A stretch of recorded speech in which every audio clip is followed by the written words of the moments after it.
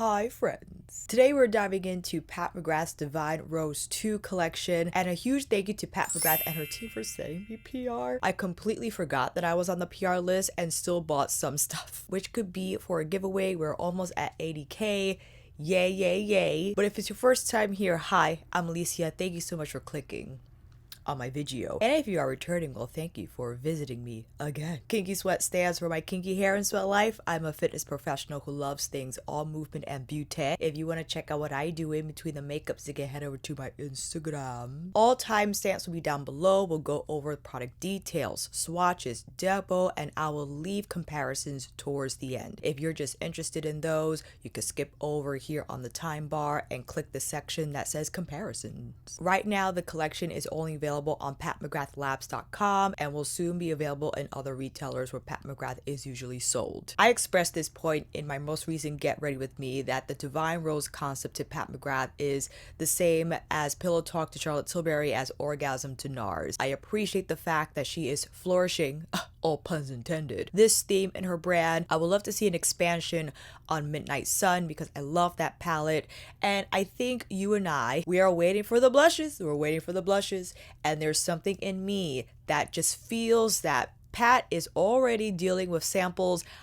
This is not confirmed, this is just in my own head, and hopefully we can get some more cheek products from her soon. But right now, Mother has blessed us with the return of the pink chrome packaging Divine Rose 2, which I'm so happy she brought back because the first time it was available, it was very tough to get. So for those who really wanted the limited edition packaging, it is still available on patmcgrathlabs.com. We have a new quad called Eternal Eden. Of course, we will get into the swatches, comparisons, and demo that beautiful little quad. And perhaps what I'm most excited about is the Divine Rose Skin Fetish Ultra Glow Highlighter. The packaging on this, amazing. I think one of her best offerings for cheek products because it could be a hit or miss, as we've seen with her pressed powder, and the most recent holiday release is a beautiful compact but not the most practical. Oh, and also I wanted to add this little disclaimer. As you see, I'm a huge Pat McGrath fan. You see Divine Rose on the wall, so that is my bias, and anytime she releases something new, I approach it with a lot of excitement. If you're not into that, then goodbye. So nice for you to stay thus far. Before receiving PR, however, I have bought a lot from her brand myself. I am quite familiar with the formula and the changes they have gone through. I believe we have a couple of new formulas in the quad that was introduced, I believe, in one of the holiday quads. I don't know if the highlighter formula is new, but we'll get into that when I read the description. We also have the Liquid Lust liquid lipsticks, and the only liquid lipsticks that I have purchased from her was years ago when she was offering them like as a bundle or separately, and it did not come in this packaging, which I love the upgrade here. And we have a few re-promotes in the liners as well as the matte trans. Although the boxes might be different for this release, we have Buff and Suburbia, which are already existing, and we have Divine Rose and the matte trans formula that I believe was released in 2019. I can't keep track. You could purchase these items separately or in different bundles. Pat McGrath has a lot of bundle offerings on her site. If you want to get everything in the Divine Rose 2 collection, if you want to get a few items here, a few items there, or just get the single products that you want, you have a lot of options on the site. Before we begin, however, why don't you come in a little closer? That's enough. I gotta go into the highlighter first, fam. Forgive me. Here I present the new Divine Rose Skin Fetish Ultra Glow Highlighter.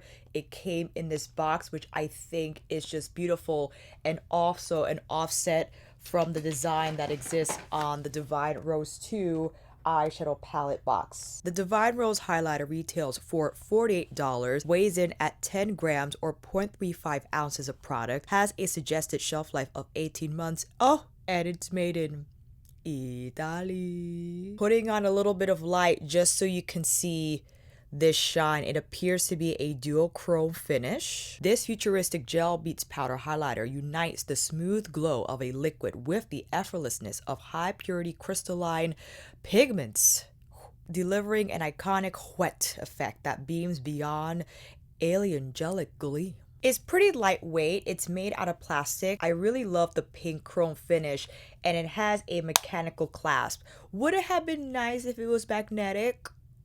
Yes, but it's all good. You know, I appreciate the more practical nature of this design. And of course, it has a mirror. I would have taken actually a press clasp also over the magnetic closure. But it seems that Pat has consistently been a little more luxurious with her eyeshadow compact designs than her cheek product designs. I don't know why, but I guess those are just her priorities. Going in for a wider swatch, just so you can better see the shade. And of course, I turn on my glam core for you to see just this shift. I did not set my concealer and foundation as I wanted to create an ideal base for this highlighter to be blended on. Going in with the Yano series by Beautylish brush in 05. I'm excited, friends. I believe this is a goat hair and squirrel mixture, and oh yes. From the get, very easy to apply, very smooth. I'm gonna cut down the exposure a little bit just so you can see. You can still see my texture, and again, I'm fine with that. I've expressed several times that I'm not here to completely blur my texture away because it's there and it's present, but I do appreciate the lightweight texture of this highlighter, the fact that it does leave behind a wet look, very luminous, very radiant, but it does not feel heavy. I'm going in for a third time, and it just appears the more you build it up, the brighter it gets without it looking overly textured or artificial on the skin. That is beautiful. And the shine on this is absolutely gorgeous. You can definitely detect that there's a little bit of pink in the shade, but I truly love how this glows on the skin. Very easy to apply. Again, very effortless as the product description explained. Wow. Listen, I'm a fan of Pat McGrath. Again, I'm a fan, but this is a good highlighter. I could detect more pink on my swatch, but when you apply it on the skin, the more golden tone comes through. Taking my bigger Yano Beautylish brush, this is in 02, want to apply it more of like just a wash, because I do feel this formula is ultra forgiving. I'm applying it lower here on my cheeks, but you can still see that the texture is still fairly smooth. I'm using a very soft brush also.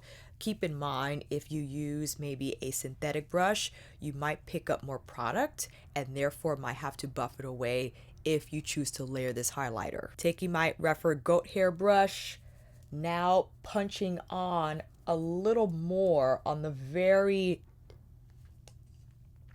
This is a really great highlighter. It is definitely gel to powder texture.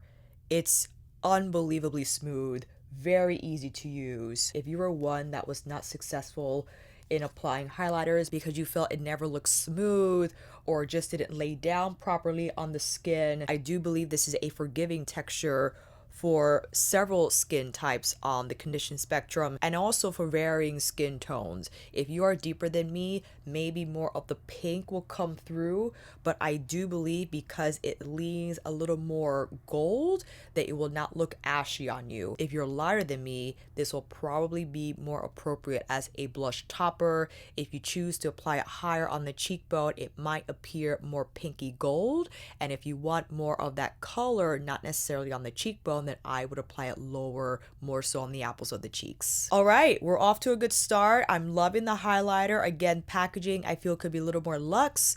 It's all good because the pink chrome definitely I feel saves it for me. The texture, however, is all about the product, and I do believe it is beautifully flawless. And taking a look at my bigger mirror, definitely I detect more pink I feel when you apply it as a blush. As I look at myself head on, you could detect more pink, but as the head turns, it definitely shifts to that gold color. This is a pretty highlighter. Now we go into Eternal Eden. And just like the highlighter, I do not believe the quad is limited edition, that this is permanent to the line. The Divine Rose Luxe Quad in Eternal Eden retails for $58. Each pan weighs in at 1.72 grams of product or 0.06 ounces of product. It has a suggested shelf life of 12 months and it is made in the USA of US and imported ingredients. Succumb to the seductively soft, blendable shadow formulation set in brand new powerhouse pinks inspired by the spirit of the global smash Mothership 8. It blooms like an icon in provocative pigments conjured to create divinely dimensional looks. Two finishes here. We have the luxurious cream formulation and perhaps the metallic, that wet metallic, I believe, formula that was introduced again in her most recent holiday quad. So these two have a cream-like texture. I don't know if you can detect that from the pan swatch, but I do feel that it's like a cream, and when you swatch them, they do apply as a powder. Still not like Natasha Denona's. I feel Natasha Denona's cream to matte formula is a little more spongy in nature, whereas this feels more like an actual cream. Very velvety to the touch. Super smooth on the swatch. We will definitely go into these demos right now. And a quick note about the packaging. This is in her quintessential black lacquer packaging. This has a magnetic closure and you have the Pat McGrath logo here on the front and everything else here on the back for the details. I think a respectable size mirror given the size of the quad. This is the standard design and it has gold on the back, whereas these do not. This does weigh heavier, considering though this houses 10 shadows and this only houses 4. I do think the inclusion of this gold backing makes the palette significantly heavier, whereas the Eternal Eden quad doesn't have that mirrored gold back. It just has the standard black packaging here. First up, Earthly Delight. Described to be a mid-tone cool brown matte. Prep the lids, going in with my Bristles Beauty. Oh wow, I picked up too much. But on the first blend, however, I can recognize that this cream to powder formula is very smooth on the skin. It also has a lot of impact. So I would go in lighter if you're not too sure of the shade, if you just like a lighter hand with your eyeshadow. But that's absolutely gorgeous. I would be careful with picking up too much because a lot could gather in and around the crease, but it does diffuse beautifully. And it does have a little more slip than her traditionally formulated powder mattes.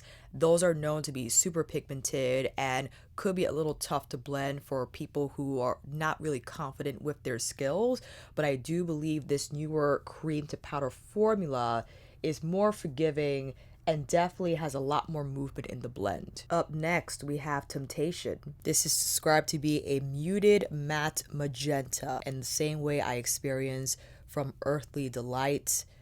Very easy to apply, and you can see this is significantly more pink, but I do believe that a lot more muted than magenta she has introduced prior. Going in with a little more, and that is absolutely beautiful. Really beautiful color, definitely pulling magenta. I mean, the color you see in pan is the color you're getting on the lid. And this texture also doesn't look very dry on the skin. Definitely more of a skin-like finish than her powder mattes.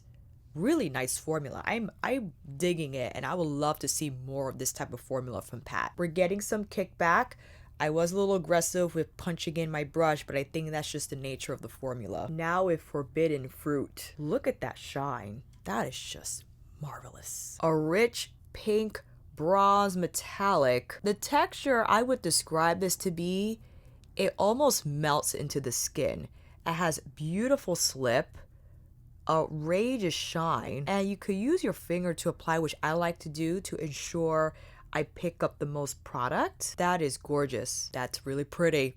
It's really pretty. Earthly Delight on the lower part of the outer lash line, but I want to go in with some Temptation and put it in the inner lower.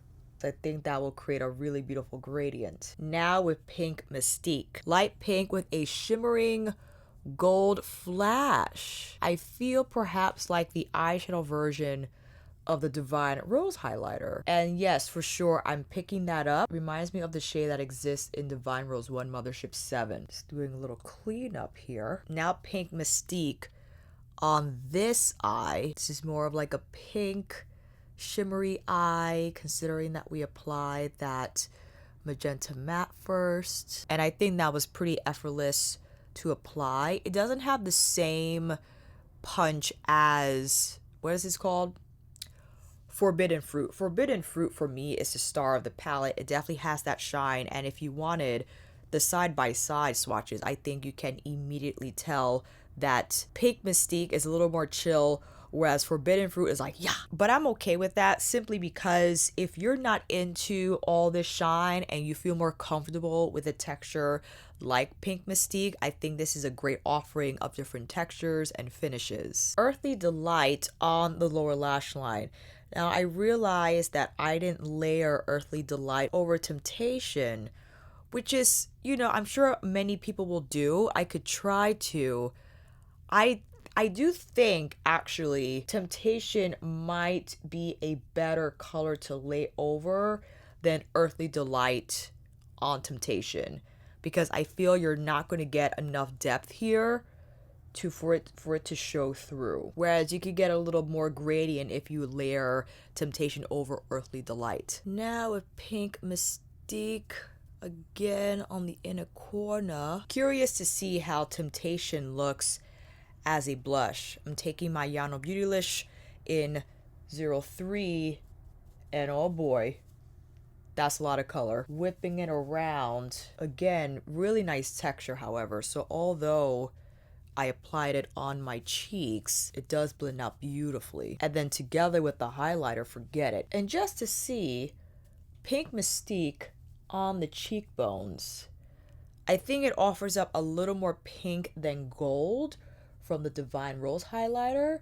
But if you didn't want to get that highlighter and was only interested in Eternal Eden, then you could definitely use Pink Mystique as a highlighter. Going a little avant with this Temptation blush. I want to create a nice bracket. Taking the foundation brush I used today just to buff the edges of that application. And of course, I'm going in with more Divine Rose, because again, I am floored with how much you could layer this highlighter, but it still looks very smooth on the skin. And I'm applying actually a little more on the cheeks here for this side. All right, fam, we're almost there. We have the highlighter on, the quad on our eyes and on our cheeks. Let's go into these Liquid Lust liquid lipsticks. Liquid Lust Legendary Wear Matte Lipstick retails for $30. It comes in 2 shades, Divine Rose and Divine Nude. Each vial weighs in at 5 milliliters or 0.17 fluid ounces of product. It has a suggested shelf life of 12 months and is made in the USA of US and imported ingredients. Divine Rose is described to be a soft plum rose. Divine Nude is described to be a lush nude beige. I have Pat's Blow Up on my lips just to keep them, you know,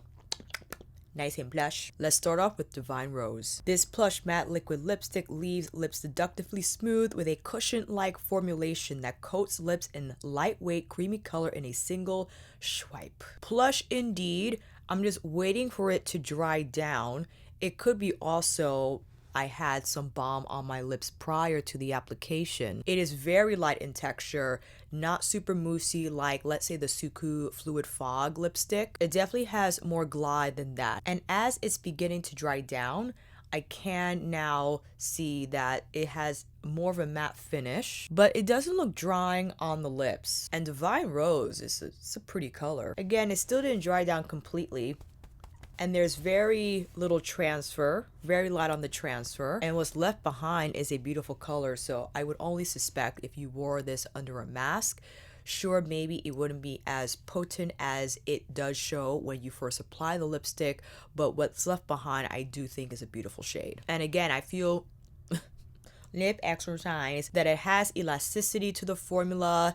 It doesn't grab the lips but allows the lips to move freely, given still that matte formulation that's a little more long staying than, let's say, one of her glosses or her Luxe Trans lipsticks. I will not apply balm for Divine Nude, so let's see how the formula behaves on just bare lips. This almost reminds me of Natasha's Amorosa, which we of course will compare, but now applying this on lips that did not have balm, I feel still, again, really elastic in nature, very lightweight in feel. I feel the texture is not overly liquidy, and I don't remember how the texture was when she first released this formula a few years back. She might have adjusted it because it feels really nice on the lip. And I'm not one to wear liquid lipsticks often because I feel they are very drying and they could feel uncomfortable. Although I recognize the role they serve, if you need something long wearing and you don't want the color to fade,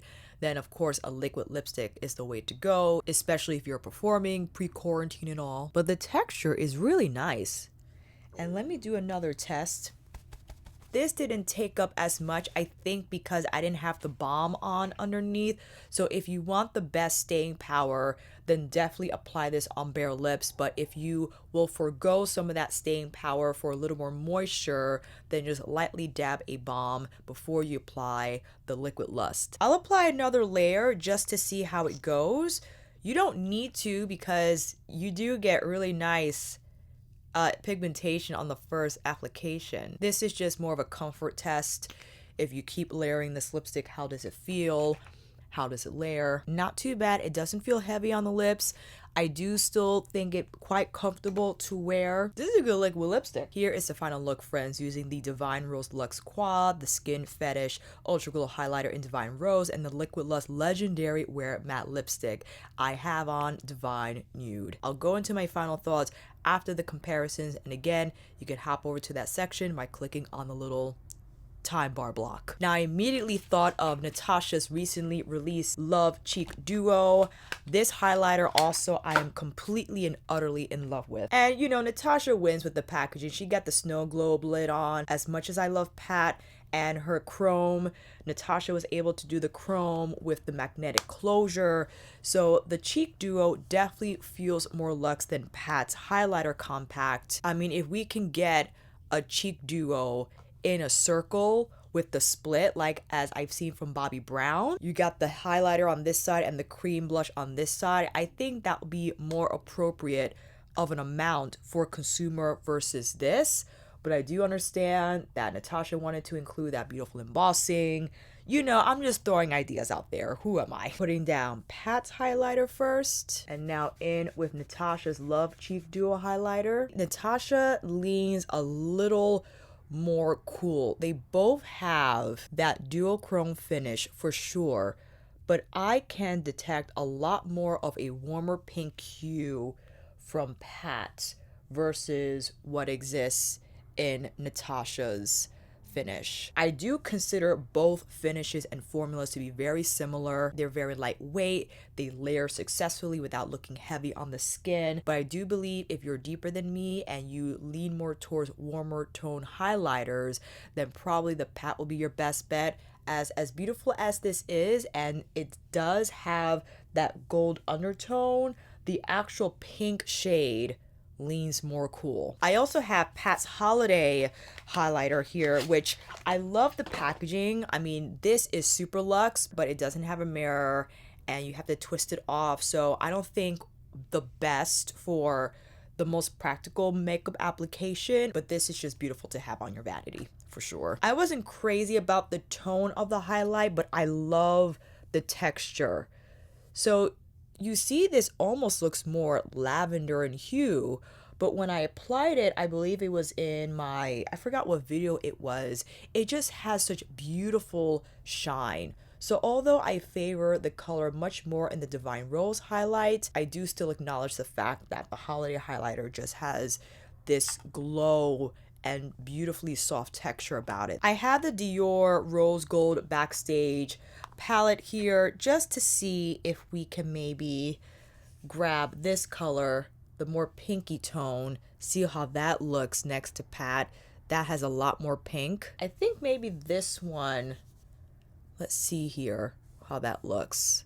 That's picking up more champagne. The shade that probably could match up well is from the Copper Gold palette. Let's see here how this one looks. Maybe this one will look a little more pink.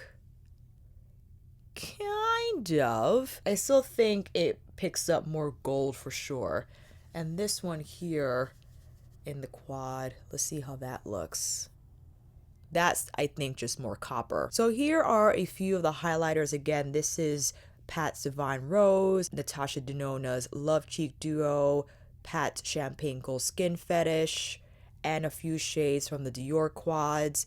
They don't completely match up to the Divine Rose highlighter. As you see, it has more of a duochrome finish from pink to gold. Actually, the shade that reminds me of Pat's highlight is the VR, what is it called? Rose Venus from Divine Rose 1 Mothership 7. This color here, I think pretty much mimics what the Divine Rose highlighter is doing. They're very similar, although I do feel the eyeshadow, it pulls a little more like antique gold on the flip, as you see. Whereas the gold flip is a lot more subtle in the Divine Rose highlight, which is cool. But I do think if you're deeper than me and you wanted that beautiful gold finish on the cheeks, then the VR Rose Venus shade from Divine Rose 1 on the cheekbones. Now I know we're all dying to check out what the Temptation shade looks like, because yes, it does remind me of that pink shade from her holiday quad, but let's put down Temptation first. Rose Rebellion from her Celestial Divinity Luxe Quad in Rose Risque. Off the bat, definitely leans a little more like hot magenta. So Temptation, I think, is appropriately named or labeled as a muted magenta, and this one definitely has more punch. And of course, Rose Seduction from the beloved Divine Rose 2, from which this collection is inspired. This is more of like a satin finish, whereas these two are that newer Pat cream to powder formula that definitely has more glow. And the classic Rose Risque from La Vie en Rose, definitely lighter in texture. This palette is older, so I think the pigmentation is wearing off, but similar in color, but not as much punch as, of course, Rose Seduction, and it doesn't have that same finish as Temptation or Rose Rebellion. Earthly Delight, even though it's said to be a cool brown, it definitely has those lavender tones that reminds me of Veloria from Divine Rose 1. So let's take a look next to Earthly Delight. Okay. Next to Earthly Delight, Veloria looks significantly cooler. So if you have Divine Rose 1 and you weren't too keen on this shade, if you're deeper than me, maybe Earthly Delight wouldn't come up as ashy, but more of a cooler brown. And why not? Let's do Life on Mars from Rose Risque, which definitely is more brown than Earthly Delight. It just has a lot more body, a lot more depth to it. I wanted to hop into Natasha's newly released Mini Love palette. This is R, the more lavender matte here. See how that looks. That is like a warmer lavender than Veloria, definitely more purple lavender than Earthly Delight. Forbidden Fruit, I feel, looks like, I believe it's Eleganza. So this is Forbidden Fruit, again, from a Divine Rose Eternal Eating Quad. Eleganza from Divine Rose 2 is the shade I immediately thought of. They're very similar. Yes, the shine similar, but Eleganza is leaning a little more cool, whereas Forbidden Fruit is more of like a warmer plum. And why not? Let's try Divine Dusk, also from Divine Rose 2. Slight difference there, not as shiny as Forbidden Fruit. Definitely more muted in finish, and the color is different also. Pink Mystique, I feel, looks like a lot of what exists already in Pat's collection. So this is Pink Mystique here. Divine Rose 1, VR Pink Rose, Pink Venus. VR Rose Venus, I got them all wrong. Next to Pink Mystique, and that definitely leans a little more yellow. Life on Mars is this shade here from Rose Risque. Definitely has a lot more depth, a lot more pink, it has like this plum to pink shift to it. True, from Natasha's Mini Love. I remember this being more champagne leaning. Yeah, for sure. It's a lot more cool than Pink Mystique. Pink Champagne from my beloved Rose Decadence. See how that looks. Oh, that definitely has more of a stronger pink base than Pink Mystique. I love this shade. I think it's so pretty. On the cheeks too, forget it. And Skin Show Rose Opal from Divine Rose 2. See how that looks. A lot cooler, or maybe just lighter in tone, because that is the designated highlight shade of the palette. But you see Pink Mystique has a lot more pink, and it's just warmer leaning than the Skin Show Nude shade from Divine Rose 2. Love from Natasha. I'm going back here because I just want to see how it looks up against all of Pat's magentas. That's pretty. I mean, this with any of these will just be absolutely beautiful. Of course, it's a different texture altogether, different finish, but I feel within the same shade family. So if you have already the Mini Love and you are thinking about Eternal Eden, I think these will pair beautifully together for sure. But, I guess I'll go into my final thoughts, since I think I went over all the major comparisons that I feel we would be expecting and thinking of from the Divine Rose 2 collection. Let me know down below if I'm missing anything, and I'll be happy to post a photo of those comparisons on the community board. If you already have the Mini Love palette from Natasha, you can create something like what you can create from Eternal Eden, although I do think Eternal Eden is a lot softer but limited, because it does have the muted magenta, which is a beautiful shade, but the Earthly Delight, I'm not sure how much depth you can create if you're deeper than me. It will probably be a better color on the lid, but perhaps not on the crease, or you could buff it out on lid and crease and have a cool brown on the lid. I do think the undertone will not make it look as ashy as maybe Valoria from Divine Rose 1. Whereas in the Mini Love, you have this shade here, which is going to give you a lot more smoke, a lot more depth, if you want that option in a palette. Maybe you're not into the smoky looks, and this will serve you just fine. If you already have Rose Risque from the Celestial Divinity collection, I feel these are completely different. You see Rose Risque has a lot more depth. It has the lavendering shade that just brings a whole nother thing to the party. This is more monochromatic in nature, a lot more streamlined. So if you weren't looking to get into this and you wanted more pink overall, then maybe Eternal Eden will be your choice. If you have Divine Rose 2, you could create a similar, I think, look. You could use Divine Mink instead of Earthly Delight and apply Eleganza on the lid and have something of a similar feel. Are they going to be completely the same? Not necessarily, but if you just kind of want that pink eye, not like the actual pink eye, the monochromatic rose eye, if you will, you can definitely achieve that with Divine Rose 2, especially with the inclusion of Rose Seduction. Definitely. I do appreciate, however, this newer cream formula. I think is beautiful, is easy to use, and a lot more user-friendly, I think, for a Pat matte, considering that I've read a lot of feedback in regards to her matte shades being beautifully pigmented, but can be tough to blend if you're not using the right brush, if you use too much on your lid. This, I do think, is just easier to maneuver and to blend than her traditional powder mattes. And if there's a reason why I would suggest that you buy this quad, is because of the formula. It's nice to see that she's introducing new formulas to her line, and I rather enjoy the metallics in here. Pink Mystique being a lot softer in finish, but Forbidden Fruit is just devastatingly stunning. The shine on it is amazing, and Pink Mystique is a lot softer in finish, So you could use that on your lid instead of Forbidden Fruit if you don't want that much shine and punch, if you want something a little more subdued. And dare I say, you can make this wearable despite the fact that you have a magenta shade in here. Like Pat described it to be, it's muted, so I do think a lot more user friendly. If there's an item I would highly recommend that you buy from this entire collection, as much as I love the quad, it has to be the highlighter. I do think it's phenomenal. The texture is sublime, just as the name implies. Well, it says skin fetish, but I feel she put sublime in everything. It's beautifully formulated, friends.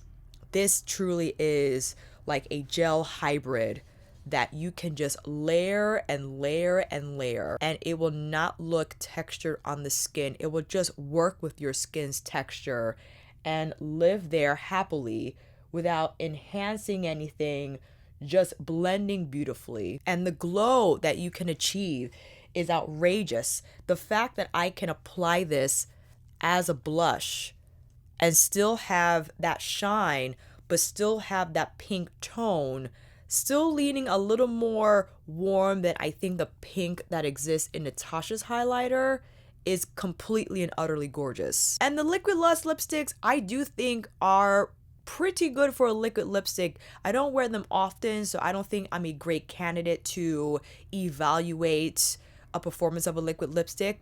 However, I do recognize comfort, and the fact that I've been talking and yapping, it doesn't feel dry, it doesn't feel like it's cracking. And if you prefer a liquid lipstick because you insist on wearing them under your mask, or you just prefer that formula, then these might be something to consider.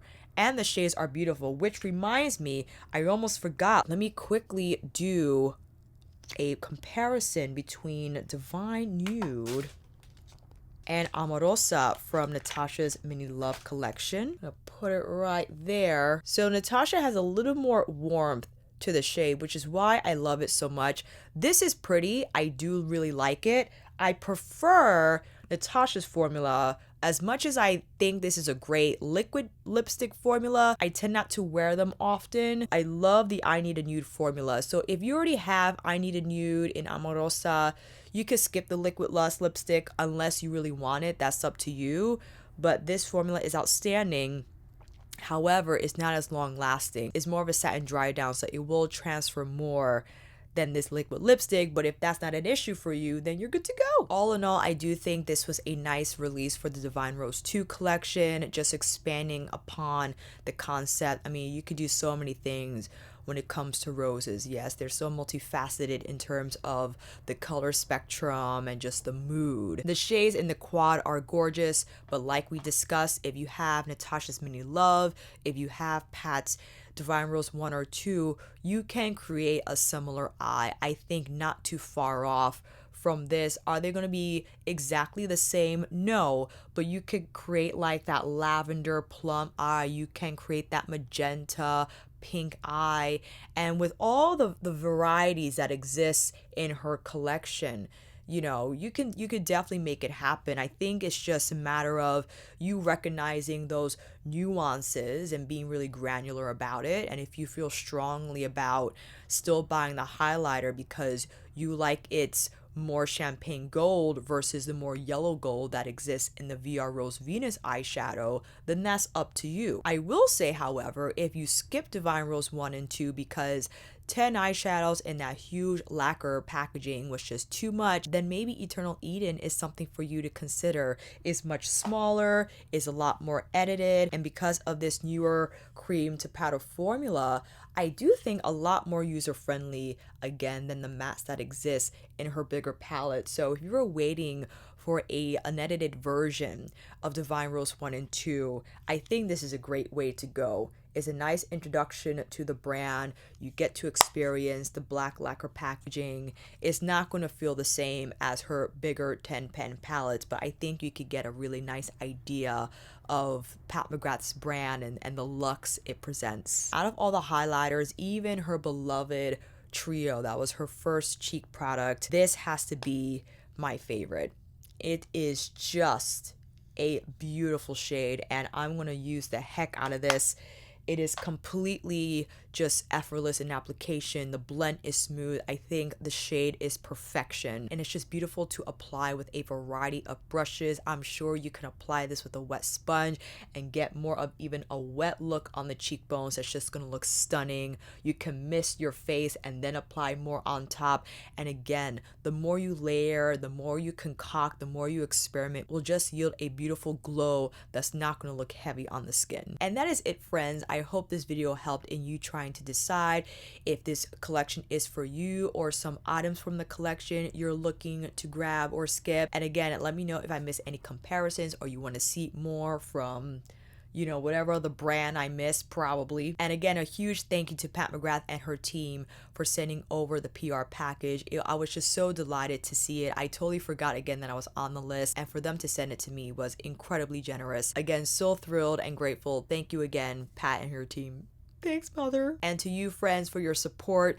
And again, this would not be possible without it. Without our tribe energy, what would I do without you? I'll see you in the comments below, fam. And until then, that is a wrap. Thank you all so much for watching.